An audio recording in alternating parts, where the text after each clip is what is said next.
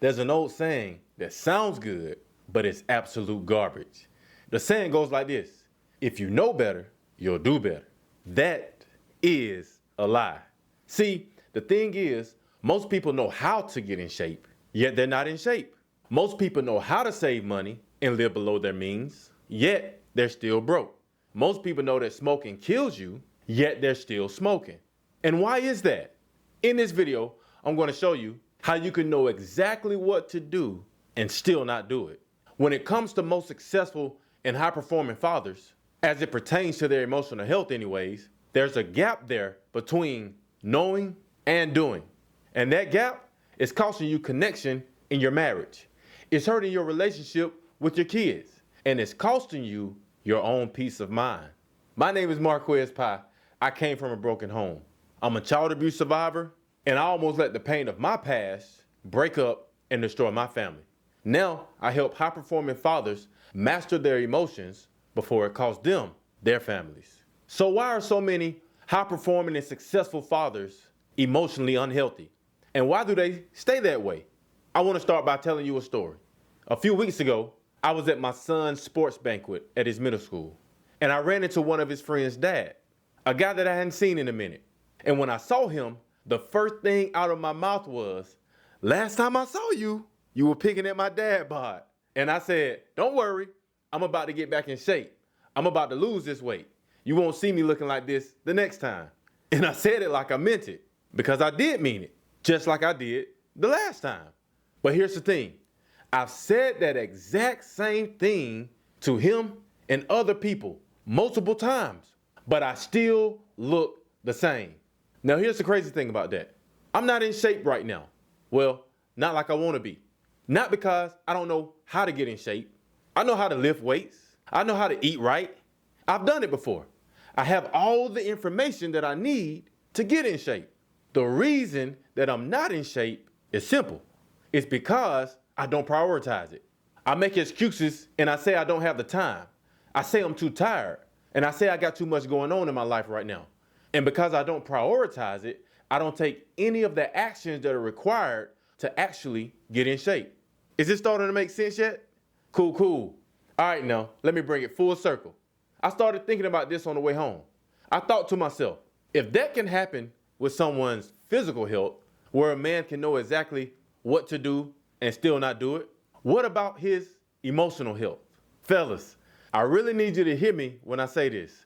Most dads, most fathers, like the high-performing ones like doctors, entrepreneurs, athletes, executives, coaches, preachers, leaders, they're not emotionally unhealthy because they lack emotional intelligence. Most of them know what emotional intelligence is.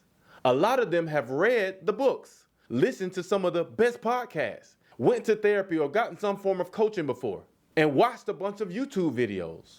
They know their anger and rage isn't good for their marriage. They know shutting down on their wife is a problem. They know their kids are feeling the tension and carrying the weight of what's going on in their house. They know. And they're still doing the same thing. Why? Because knowledge is not the problem. The problem is actually something a lot simpler than that. But it just requires something that most fathers and most people in general aren't willing to give up. Or at least they make excuses for why they can't do it. Just like I was making excuses about why I can't work out. The problem is prioritization. Here's the thing that nobody wants to take credit for when it comes to men and their emotional health. We've been programmed by our upbringing, by our culture, by every message that we got as boys growing up to treat emotions like they don't matter. Am I lying? We were told things like men don't cry, that we need to toughen up, to just deal with it, to stop acting like a girl, to move on and let it go. Most men learn how to suppress their emotions before they learn how to ride a bicycle. To a lot of people, emotions are viewed as something soft or feminine, that it's a sign of weakness for a man to even have them, let alone acknowledge them, and that you can't worry about them if you're trying to reach your goals and accomplish something big. So what do? We try not to think about them. And because of that, we don't prioritize them. We build our priority list, and emotional health never seems to make the list. Things like Work made the list. Our businesses made the list. Money made the list. Physical health, well, sometimes. Family time, that is when we can squeeze it in. But emotional health always gets overlooked until something bad happens at home, or it costs you something else big in your life, or until there's a big blow up in a relationship that you care about, or until there's no connection between you and your spouse anymore, or until your wife starts saying that she doesn't feel safe around you anymore, or until your kids start flinching and getting nervous every time you raise your voice, until you're having conversations that you've never thought you'd be having in a divorce attorney's office. That's what emotional neglect leads to in a high-performing father's life. It's not quick, it's not overly dramatic, and sometimes it's not even obvious. It's just last on the list or not on the list of things to do at all. That's been my experience every single time. And you don't recognize it until it's too late. You can't see it until something breaks. Does that make sense? Now let me give you another way to look at this. Most men, we understand physical fitness. You know what fitness requires, right? It requires consistency, intentionality, maintenance, recovery, and discipline. You don't just work out once and stay in shape forever. You don't eat one salad and think you're going to lose 30 pounds. Fitness is not a moment, it's a lifestyle. It's something that you build and maintain over time. Make sense? See, emotional fitness works the exact same way as physical fitness. I'm not just talking about emotional intelligence, which is knowing what emotions are and how they work. I'm talking about emotional fitness or emotional health. And just like physical fitness, emotional fitness requires consistency, not just trying to fix things when they go bad. It requires intentionality. You have to build systems around it. And it requires maintenance because you have to keep doing the work even when things seem to be going okay. And it also requires recovery. When you blow up, and you probably will, you get back up and you keep going. It also requires discipline. This is about showing up to put in the work even when you don't feel like it. But here's the biggest obstacle to all of those things. Nobody talks about this, but if you don't deal with it, it'll continue to hinder you. If you were paying attention, I actually mentioned it earlier in the video. It's something called emotional suppression. If your emotions aren't kept in check, they will control you. It just is what it is. You know what to do, but you don't feel like doing it.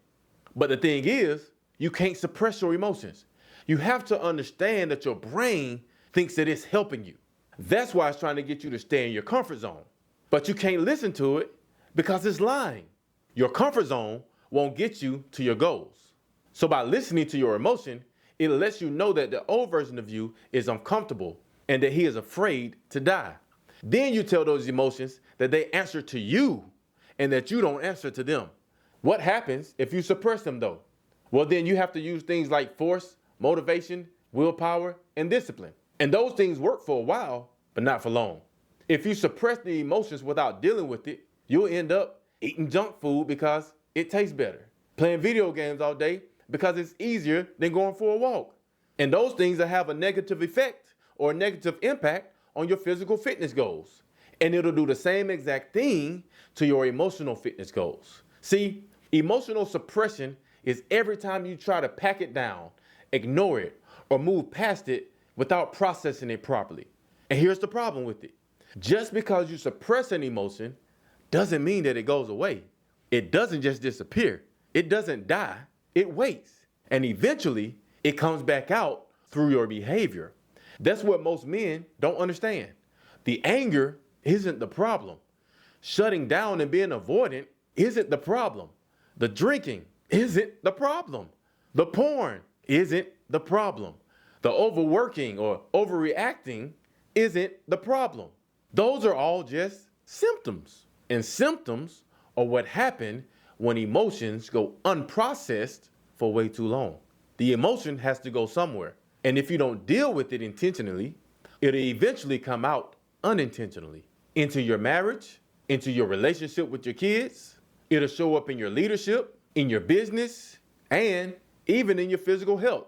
And eventually into the very things that you've worked so hard to build. That's how a good man can become emotionally unavailable. That's how a father can be physically present but mentally checked out. That's how a husband can slowly lose connection with his wife. And that's how a man starts reaching for distractions every time life gets hard, by turning to things like alcohol, porn, work, doom scrolling, video games, and whatever else helps him avoid feeling what he doesn't want to feel. And the crazy thing is, most men don't even realize that they're doing it. They think that they're managing the emotion, but they're not managing it. They're avoiding it. And by avoiding it, they're just kicking the can down the road and putting on the extra emotional weight. Real quick, before I keep going, if this is already clicking for you, I want you to know that I wrote a book about this exact thing. It's called I've Been Framed. It'll show you the process that I use called identity transformation to help me be able to deal with my emotions. It's only $9 and it comes with a money back guarantee. And if you think it's trash, I'll give you back your cash. No questions asked, no hoops to jump through. I'll leave a link for it down in the description below. All right, let's keep going. Okay, so we've established the problem. Your emotional fitness goals are either non-existent or it's at the bottom on the priority list. And because of that, nothing changes. So what do you need to do about it? I want to give you the system that I use for getting things done. I call it the POD framework. That's P-O-D. 3 letters, 3 steps. And this isn't just for emotional fitness either. This works for anything that you're trying to accomplish, build, or change in your life. But right now, we're applying it specifically to your emotional fitness journey. All right, step number 1 is prioritization. Let's just keep it a buck. You make time for what matters the most to you. That's just the truth. You find time for the gym when you actually care about being in shape. You find time for your business. We all know how important money is, right? You find time for your boys, for golf, for whatever it is that you do to decompress. You find time for what matters. So let me ask you a question. Is your emotional health important to you? Because here's what I've learned after working with and talking to a lot of high-performing men. We never neglect things that we believe are important. We neglect things that we consider are optional. And somewhere along the way, emotional health got pushed to the back of the line. Emotional health got put in the optional category. That's why the first thing that you must do is decide that it's not optional anymore.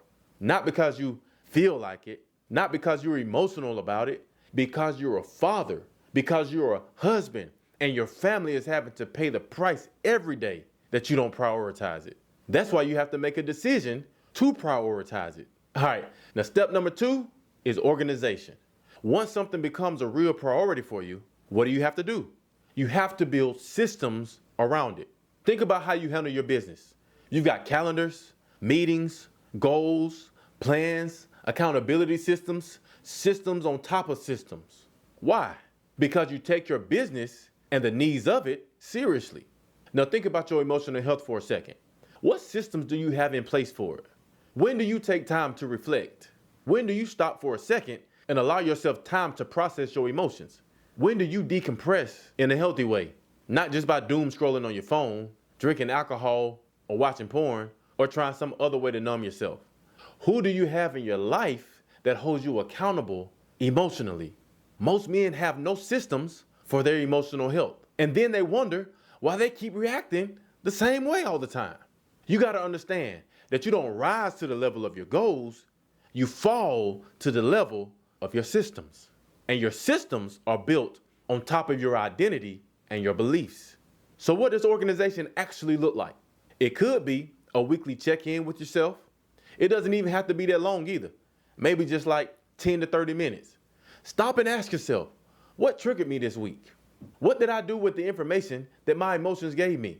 What do I want to and need to do differently?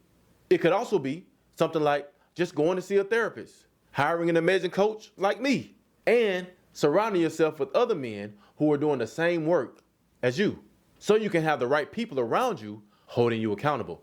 It could be journaling, prayer, meditation, or breathing exercises. Whatever it is that helps you slow down enough to actually process what's going on inside you. The strategy matters less than the system. Make a plan, build the system, and stick to it long enough to see some emotional gains. All right, step number 3 is discipline. Now, I gotta be honest with you for a second, because when I teach this, some people might misunderstand me. A lot of times you'll hear me say that you can't change your life through willpower, discipline, habits, and effort alone. And I believe that's true. Your subconscious mind, which is controlling your behavior about 95% of the time, it doesn't respond to your willpower. It responds to your identity, to your beliefs. Your identity is who you believe you are, or what you believe about yourself. I call this your belief operating system.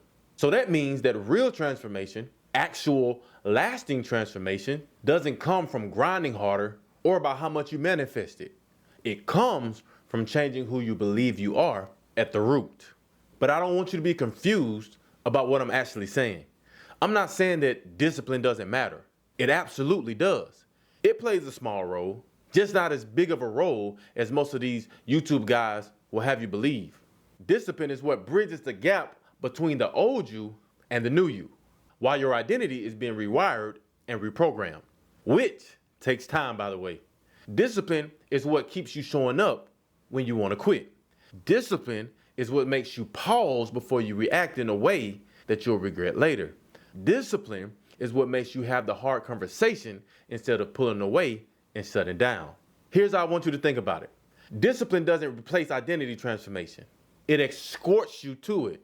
You use discipline long enough, consistently enough, and with enough emotion behind it, and eventually you won't need it anymore. The behavior just becomes automatic because you become the person that just does the thing. That's the goal.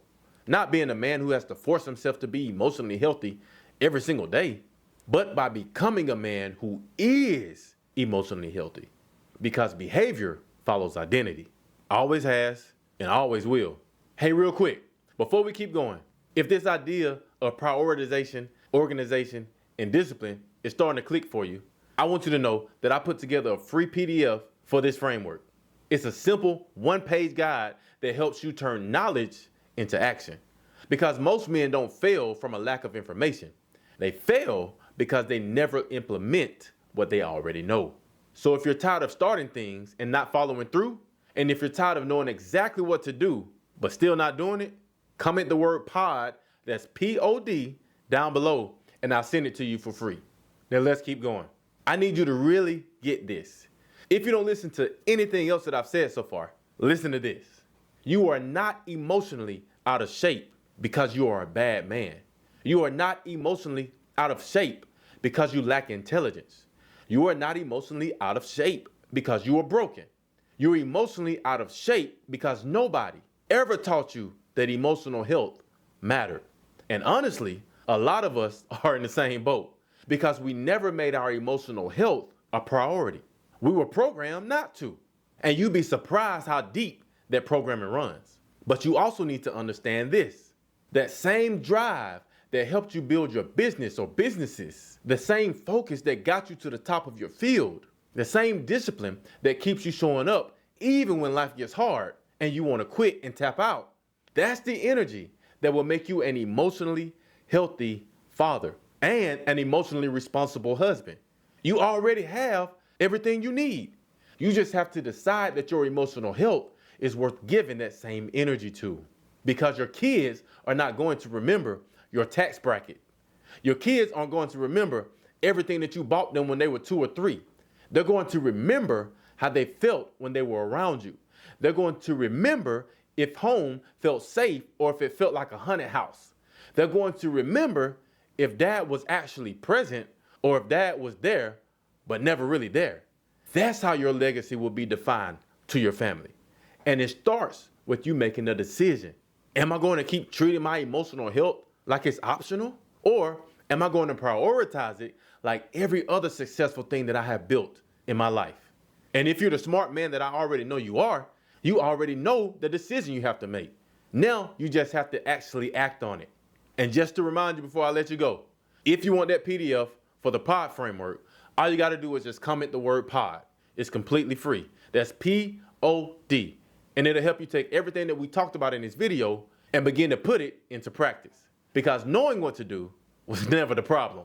The problem is following through consistently enough to get the result. It's time that you started treating your emotional health with the same level of respect and seriousness that you treat everything else that's important to you. if you've enjoyed this video, I'd appreciate it very much if you consider subscribing to the channel. And if you're a high-performing father, a man, a husband who's tired of knowing what to do but struggling to actually follow through, if you're tired of the anger, of the rage, of the lashing out uncontrollably, tired of shutting down and running away when life gets hard, tired of feeling like you're winning everywhere except at home, then maybe it's time you stop treating your emotional health like an afterthought, because emotional fitness isn't something that you achieve once. It's a lifestyle. Just like physical fitness, it's a journey. The results affect every area of your life, your marriage, your kids, your career. If you want to learn more about working with me inside my coaching program called The Fatherhood, click the link down in the description below. Or you can just go straight to my Instagram, that's at Marquez Pye. I also got a link for that down below as well. And you can just DM me the word unbreakable. Now, if you DM me on Instagram, I got a simple process, a simple little automated chat that'll help us figure out where you are right now in your life, where you want to be, and what's getting in the way and stopping you from getting there, and whether or not I'd actually be able to help you with it. And if you're sitting there wondering why you're winning in public and you're losing in private, then go watch this video right here next. Remember, unbreakable fathers create unbreakable families. Peace.